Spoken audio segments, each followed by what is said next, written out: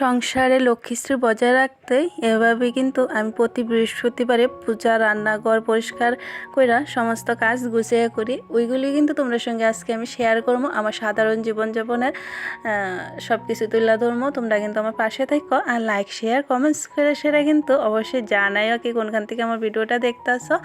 আর আমার প্রিয় বন্ধুরা কে কোনখান থেকে দেখতেছো অবশ্যই কিন্তু জানাইবা। তো তোমরা কেমন আছো? আশা করি ভালো আছো, সুস্থ আছো। তোমরা আশীর্বাদে তোমরা ভালোবাসে কিন্তু আমরা ভালো আছি, সুস্থ আছি।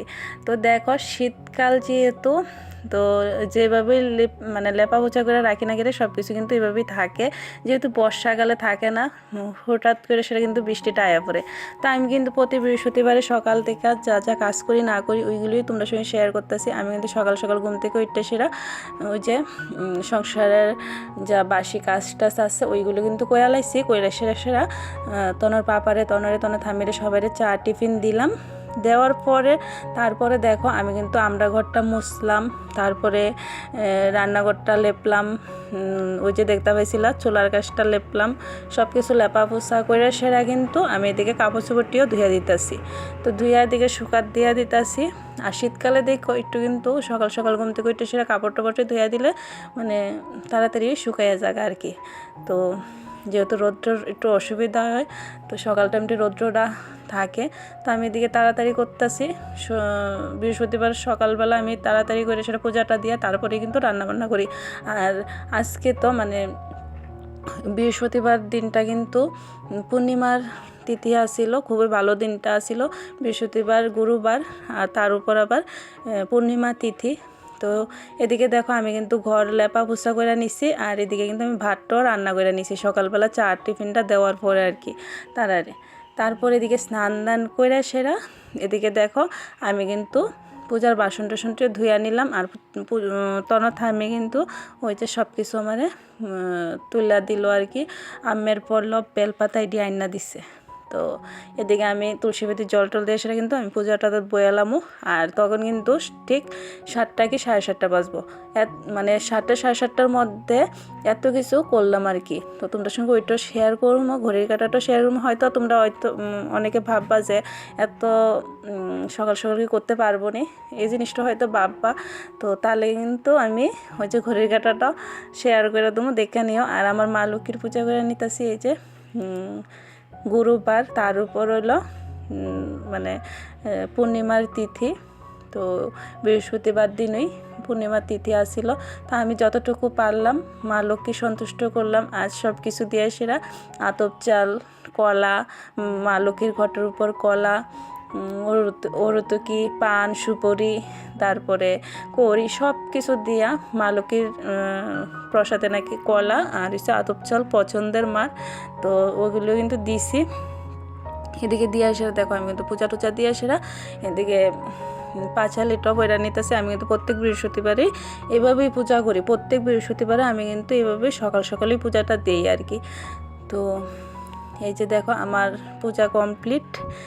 এই দেখো আমি কিন্তু পূজা টুজা দিয়ে সেরা এদিকে বাজে 9:15 হয়তো। তো তোমরা সঙ্গে ঘড়ি কাটাটা শেয়ার করে দিলাম। আর এই যে আমার শাশুড়ি মা দাঁড়ায় রইলো, এদিকে ওই করে পড়তেছে। আর এদিকে আমি সিঁদুর টিঁদুরও দিয়ে নিলাম, নিয়ে এসে ওখানে যাবো রান্না করে। আর প্রতিদিনের মতো কিন্তু মা ফোন করে নিল। এই যে ফোনে কথা কইতেছি, ব্লগ করতেছি। ওই যে দেখো 9:15 বাজে, 9:15 হয়তো বাজে না, ওখানে 5 মিনিট বাকি আছে। এই যে দেখো আমার মা ফোন করে দিল। তো প্রতিদিন কিন্তু আমার মা একটু হইলো খবর নেয়, সকাল সকাল ফোন করে এসে কিন্তু সবার আগে আমার সঙ্গে কথা কয় যে কি করি না করি, একটু হইলো কিন্তু কথা কয়। ওই যে মা হয়। তো তারপরে আয়া পড়লাম রান্না করে। ওই যে সবজি টবজিটি কিন্তু আমি স্নানের আগে ধুয়া টুয়া রাখছি। আর এদিকে দেখো গরম গরম ধোয়াটা ভাতটাও কিন্তু সকাল সকাল রান্না করে লাইছি। 6টা 6:30টার মধ্যে কিন্তু আমি ভাতটাও রান্না করে সেরা লেপা ফুসা কইরা সব কিছু করে রাখা দিছি। তো এদিকে একটু দূরা আগে গেল। তো সবজিটা কুটতে সেরে এদিকে রান্নাটাও বসাই দিলাম। তো রান্নাটা বসে এসে জানো তো বন্ধুরা আমার এদিকে কিন্তু একটা কাস্টমার আইছে, ওইদিকে আবার দুধ দিতে হইব। তো এই যে আয়া পড়লাম।